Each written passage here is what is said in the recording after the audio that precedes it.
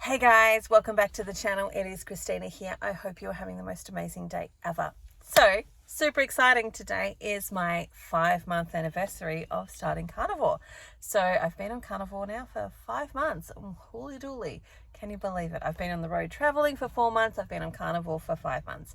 And so I thought it's a good idea to do another little check-in to actually let you know how I'm going.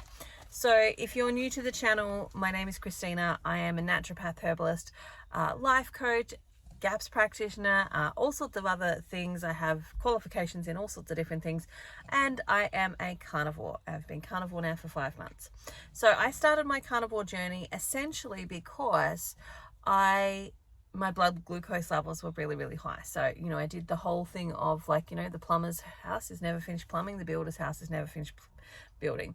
My health was not in the best state, and there's a whole lot of things that played into that, including the whole experience with COVID. And what I mean by that is that I was super duper busy during that period of time. So I wasn't able to cook my food as much as I normally would. My husband was a cook. He's not necessarily the best cook, but we appreciate his efforts. And so during that period of time, I had a lot of work on. I was working with a lot of patients. All of that contributed to having less available time in the kitchen, less available time to make sure what I was eating was really good. And so my health went on its own little journey, which was not in the direction that I wanted it to go. So my blood glucose levels had reached 21.1 when I in fasting, and that's terrible. I should have been in the hospital. I should have been getting on a insulin drip and all sorts of other stuff, but I chose not to do that. Now, I'm not recommending that for anybody else. I'm saying that is a personal choice that I made for me, because I knew if I went down that pathway that a little bit of me would die. And that might sound totally stupid to other people, but for me, having the beliefs and the knowledge that I have, it felt completely against every fiber of my being to go and do that. So I needed to make a choice. I was either going to die or do something about it. And so I decided to do something about it. And that doing something about it, I knew in the back of my mind that the fastest way to actually reduce blood glucose, at the time, the language that I had around it was the no plants version of GAPS, or keto GAPS, where we really reduce all of the carbohydrates and we really focus on the fats and the proteins and so on. And then as I was, stumbling upon somebody's post one day, they talked about carnivore, and I'm like, oh, that's no plant version of GAPS. Okay, cool, I can do that. And I'd had carnivore just kind of tapping me on the shoulder as to that's what I was meant to do. And so I finally we went on a family holiday, and after that holiday I drew the line in the sand and said, right, now we're starting. And so I started that journey, and I can say now, after 5 months, most mornings at this point in time, my blood glucose is in the 5s. So most of my fasting blood glucoses are in a 5 point something range. Now that dances a little bit at the moment between 5.2 and 5.9, but that's majority of the mornings I can wake up and go, I know my blood glucose is going to be a 5 point something. Now over the months I've seen that change. So it was started to be like a 13, and then it was 11, and then it was in a 10, and then it was in a 9 and an 8 and a 6. And some mornings at the moment I'll wake up and it'll be a 6. Some mornings I'll wake up in the 5s, mostly in the 5s at this point in time. I really want it to be in the 4s. That's what I'm going for, is anywhere between 3.5 and 4.5. That's the range that I'm kind of working with. I'd really like to see a 4. But I know my body's getting there. It's doing it. It's actually using up the excess glycogen that's in my liver. It's removing the fatty liver, reversing that problem, and then it will be able to get itself regularly into the 4s. And so knowing and seeing the pattern, and this is why I think tracking is really important, because it actually helps you to see some of the patterns that you're going through and some of the things that are happening for you. So for example, last month I barely moved on the scales. So last month I had 1 to 2 kilos that I just kept dancing with. And I was like, oh my God, I want to get to that next kilo. And it was also because, for me, I count in the tens. So, I was just on the cusp of getting into the next 10 kilos. And so I was just like, oh my God, this is killing me. It wasn't killing me, but the feeling of repetition of like going up a kilo, going down a kilo, going up a kilo, going down a kilo was really irritating from the perspective of just looking at the scales. And this is why tracking is important. I tracked my BSLs and I could see, okay, I'm still going up and doing this little dance with this 1 kilo. However, my blood glucose is coming down. And once a week, I generally test do my measurements. So I check what my measurements are. And I could see that even though this kilo was going up and down, I was losing measurements. I was losing centimeters around my waist, my hips, my thighs. Like I was losing centimeters, which tells me that what I was doing last month was replacing some of my fat with muscle, and muscle weighs more than fat. So my muscle had increased, my fat had decreased because the measurements had decreased. So again, tracking is really important. So this month, I'm seeing the numbers start to come down a little bit more quickly, and I will give you an overall score. So I need to preface this by saying that I had lost about 12 kilos prior to starting carnivore. So I had done things like the HCG. I was just being a little bit more conscious with my food, but I lost about 12 kilos. Now, that was really slow to get those 12 kilos off. Like that took me about 4 or 5 months in doing little things like doing, a round of the HCG protocol. And I think I did 2 rounds of HCG protocol during that period of time. And so my numbers start from there simply because that's when I started to track. I started to, I wrote down my beginning numbers then. I didn't write my end numbers. And also, this is an overall weight loss. This is an overall experience of what's happened for me. But for the last 5 months, that has exponentially increased. So if you really want to know what my numbers are from carnivore, minus 12 kilos from what I tell you now. Okay, so total, well, actually this week I've lost 2.3 kilos. So last week I've lost 80 grams. This week I lost 2.3 kilos. It tends to even itself out a little bit. And there's no real rhyme or reason in the sense of like, I haven't eaten particularly, in a particular way this week that's made it different from last week.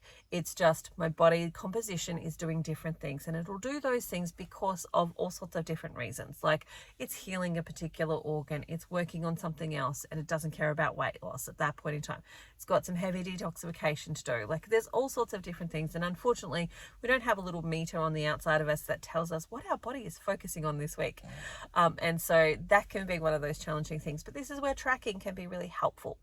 So this week I've lost 2.3 kilos. Overall, that brings me to a total of 36.8 kilos I've lost so far. So my head can't do the math on that right now because I'm thinking on how many pounds that is. But basically, if you kind of double it, it's about that. So, well over 70, maybe into the 80 pound mark. I'll certainly do the math on that for my next, for my monthly update. I'll do the math on that for you. But waist this week, I've lost 0 centimeters. Hips, I've lost 0 centimeters. Arms, I've lost 1 centimeter. Thighs, 0 centimeters. But my chest, I lost 4 centimeters. And that's exactly where I'm feeling the weight this week. Like this week, actually, last night, maybe I was laying in bed or just getting dressed or something. And I was just like, oh, I don't feel like there's as much fat back there as there used to be. And exactly when I measured this morning, there's 4 centimeters gone from that area. So it's not necessarily always my boobs are getting smaller, but sometimes it's my back getting smaller as well. So in total, I've lost 27 centimeters on my waist, 23 centimeters on my hips, 11 centimeters on my arms, 16 centimeters on my thighs, and 23 centimeters on my chest. The other thing that I noticed this week this kind of feels really gross sharing with you, but I do have these chicken wings, right? And they kind of wobble and gross. I would like to change that, okay? I'm working on it. But one of the things that I've noticed is that it is not as much, like the wobble itself is not as much. And the skin, like it's just starting to get a bit tighter in there. And I can feel like my muscles starting to come out a little bit more, which is fabulous. Like just, it's the interesting thing about watching the changes within my body, where I'm seeing the changes, how I'm feeling the changes. And, you know, last night, that experience of going, oh, I feel like I've lost like back weight. And noticing then when I do the measurement, that's confirming in my brain that what I'm feeling is actually what's happening. And I say that because for many of us that have gone on some type of weight loss journey, what's actually happened for us is that we have come so far away from actually recognizing that, or being able to listen to our bodies and listen to what we believe is happening and or what we need. So we've fallen into patterns, brainwashing, we've fallen into chemical addictions, whether it be like sugar is a chemical addiction. We've fallen into those types of things where we lose that intuition of what's actually good for us and what we actually need. And so when there's these confirmations of like, oh, I'm noticing that this is a little bit different, and then there's a physical confirmation by actually measuring, that's really powerful.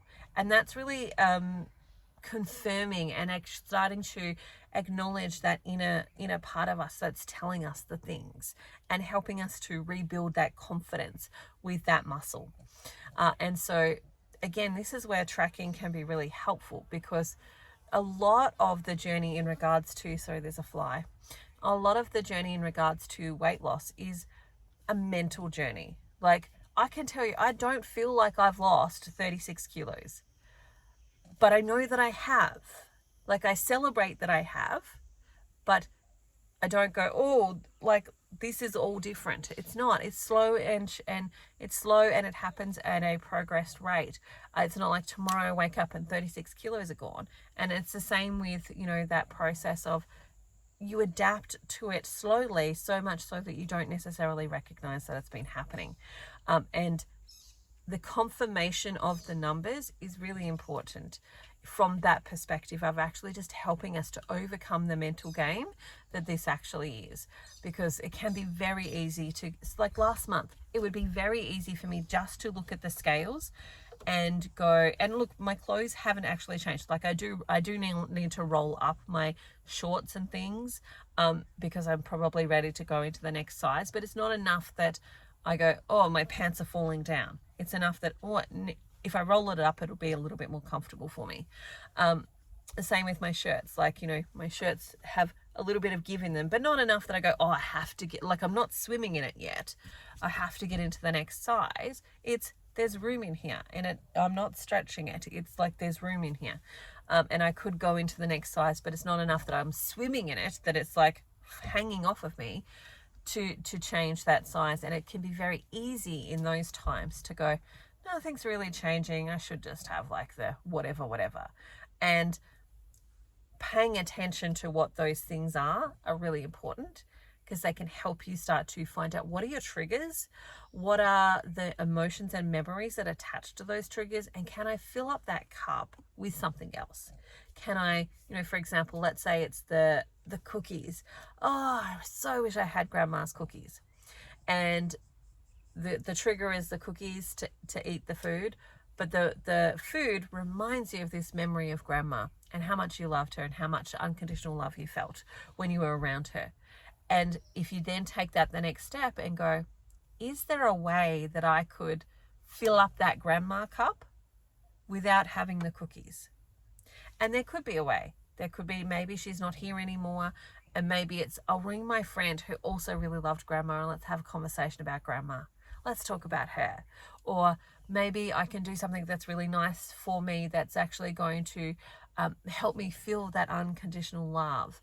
Maybe I can have a day out with my spouse or my children or whatever helps you feel that love. Maybe she's actually still alive, and maybe you can actually go and use that to hang out and be with her and actually connect with her in that way. And so figuring out what those triggers are can really help us to start to fill up the cup of what's really missing. Not the biscuits. The biscuits aren't the thing that's missing. It's not a deficiency in biscuits. It's I really want to feel the love. And often it comes back to some form of that. And so when we can get to what's the food that's triggering the I need to eat the thing, we can look at it. Is it a nutritional deficiency? Is it an emotional deficiency? Is it a physical one? Is there something that I can do? Is there another way that I can fill that up? Tracking really helps you do that as well. It helps you stay focused on the changes that are actually happening. Because like I said, last month I lost hardly anything in regards to kilos, but I lost centimeters. And if I wasn't measuring, if I wasn't taking my tape measure along with me, it would have been really easy to go, well, nothing's really moving. I might as well just have ... whatever that ... is for you. Now, tracking my blood glucose helps me to stay on track. Tracking my measurements helped me to stay on track, along with that weight. Now, I do want to test ketones. I love testing ketones. I don't have any ketone strips at the moment. And because we're traveling, I'm still kind of working out how do I get mail on the road. That's still something that I'm working out. And so I haven't ordered any keto strips at this point in time, but I certainly need to. What else do I want to say in regards to the last 5 months? Okay, things like hair loss, great. Hair is still very, very thick now. So much so that it's like I've got to definitely have to get the hairbrush out instead of being able to just run my fingers through my hair because it's getting thicker. I've had a little bit of hair drop this week, not a lot, nowhere near what it used to be, but a little bit has dropped this week, but I have had a little bit of stress as well. And so that will contribute to that. I probably haven't focused on as much fat this week. That's part of what's actually happened within the hair loss sort of thing. So I'm certainly going to be mindful over the Christmas period to really up my fats, make sure that I am having good quality fat and the amount of it, so that my hair can stay luscious and thick. And I'm keen to see how quickly it grows back. I'm not super in love with the cut. I wish that I hadn't maybe done the fringe and maybe kept that long. Anyway, lesson learned.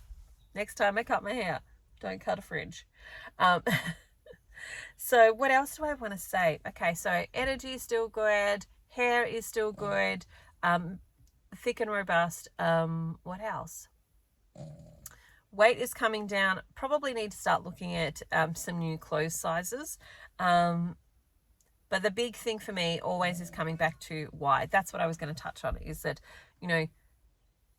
for some people, the why is really important. And this is what I talk to in my carnivore coaching space. One of the things that I talked about is your why. Why, having a good reason why is really important. So, and that's the thing that helps to mentally pull you through, is on the days when you're like, oh, I just want to give up. I just can't be bothered doing this anymore. I just want to do something different. I just want the ... whatever that is. It's coming back to your reason why. And you want to go beyond it's just about weight loss, because while I'm celebrating weight loss and I'm super excited about the weight loss and I'm super excited about, the reduction of centimeters, it really is my health. It really is my blood glucose coming down. It really is not having to have day naps and really struggling to wake up from those day naps. It really is actually having energy. It really is having mental clarity. It really is all of those things versus just the weight loss. The weight loss and the reduction of weight is a side effect, because that's not the actual reason that I started this. The reason that I started it was so that I could be healthy and well, so that we could do a travel trip like this, so that I can still be here to provide for my family because I'm looking after myself. It was also to be in alignment with myself and to be in integrity with myself, because how do I tell people, you shouldn't be eating these foods when I'm eating these foods? Or, here's how to look after your health when I wasn't, my health wasn't my top priority at that point in time. And so it's brought me back into alignment, brought me back into integrity, and it feels really good. It feels like I can speak from a space of integrity versus a space of I know how to do this and I can definitely help you do it, but I'm not doing it for myself. So that has been really helpful. But my big reason why is I want to be here for my kids. I want to be able to see them get married and have jobs and have children and do all of those types of things. So have a good reason why. And I'm going to do a video on this. I think maybe I already have a video on this already, but I will do another one. But have a good reason why, a why that is beyond I just want to lose weight, because it's easy to, you can lose weight by doing chemotherapy. You can lose weight by doing all sorts of different things. And it's less about the weight and more about the health. What is the health that you want to gain? So 5 months in, am I going to keep going? 100% yes. 100% yes. I've had some people that are curious. They want me to do my bloods. Again, it's all about the male, because if I can figure, I'm 100% not going to a GP. Definitely not going to a GP unless I end up in the emergency room for some thing, which I, touch wood, am not going to do. I'm not really going to a doctor. I can order my own bloods as a practitioner. I can order my own bloods, but I need an address to actually get that package sent to. And so I'm still figuring out how I'm going to do that. And so most people are like, at the 6 month mark, they'd like to see my bloods. I will consider doing that for the benefit of everybody else, not because I actually need them done, but because other people are like watching. And I know people are watching to see, you know, there's some people in the background going, she's going to die of a heart attack. And I'm like, well, actually, no. All the parameters around of a heart attack, I'm decreasing. I'm decreasing my weight circumference. I'm decreasing my blood glucose. I can tell you that I'm, you know, with an educated guess as a practitioner, as an educated guess, I can guess that my HDL is going up, which is, you know, protective. I can guess that my triglycerides are going down because my blood glucose is going down. So I can make some educated guesses around those things, and all of the other stuff that would prelude, like the 5 factors that prelude the risk of a heart attack, are all going down and decreasing. So I'm actually doing the reverse. I'm increasing my protective mechanisms around having a heart attack. So yes, there is people watching in the background. That's okay. I know that for me, I did a lot of research before I started. I watched a lot of people. I looked at what other people were doing. I was seeing their results before I fully leapt in, even though I knew in the background in my head, like my spiritual connection was saying to me, you need to go carnivore. I knew that was just still dancing with my mindset. So my mind was the thing that was in the way. My body and my spirit knew that's where I needed to go. It's just my mind that needed that confirmation. And if I need to do that for those people so that they can have the confirmation to do whatever it is that they need to do for their health, I will consider doing that. And again, it will really just be having a post box to get that delivered to, because it's the timing. Like if we're going to be somewhere for a month, yes, it's probably easy to get something sent within that time period. But if we're only going to be there for a week or 4 days or whatever, it's a little bit harder to get things sent. So I will see, and I will attempt to try. So that will be something that would probably be something that I do in the new year, in sort of January. But we will see. All of the other things that I test are improving and showing good results. So 5 months, 100% continuing on. I look forward to seeing how my results continue. Now, Christmas, I mentioned that last video. Christmas is mostly going to be a protein-based, like a meat and fat-based Christmas, but I have decided to have one little treat that is like my thing, and that'll probably be a pavlova. So it really is just going to be like the one day and the one thing, and that will be the end of it for me. I'll be interested. I'm going to watch what's going to happen with my weight that day. I'm going to watch what's going to happen with my blood glucose and all of those types of things. And I'm actually going to see how quickly it takes me to recover. So if my blood glucose goes high that day or the next day, I'm going to see how quickly does it take for me to get back to my norm of my 5 point something at the moment. So at 5 point something, I would, if I went to the GP and I got a fasting blood glucose testing done, I wouldn't show up as pre-diabetic or diabetic at this point in time. I don't know if I'd pass a glucose tolerance test. I would probably have to eat quite a bit of fat a couple of days before that to actually pass that glucose tolerance test. In saying that, all of my non-fasting glucoses are within range. And that's because I'm not eating any sugar to make it go outside of range. So yeah, that's where I'm at. I hope you enjoy these videos. If you do like these videos, I'd really love to get some feedback from you that you'd like to see them And, you know, if there's some questions that you have, so I posted on my Instagram and my Facebook the other day asking for questions that people might have around carnivore. And so I'm going to start doing some question videos. Now, if you have any questions, please let me know. I would love to answer those questions. Also, I'm about to start interviewing people and doing some carnivore interviews. So people who are doing carnivore, looking at their results, getting them to share with you guys about what's going on for them and why they chose it and all of the stuff. And so from that perspective, those videos will be coming out soon. Also, if you are doing carnivore and you want to share your story with me, feel free to hit me up and say, hey, I'd love to do one of your interviews, because I am looking for guests for that series as well. All right, that's it for me today. I hope you have the most amazing day ever, and bye for now. Talk to you soon. If you want to join my carnivore support group, send me a message and I will hook you up. All right, bye for now. See you later.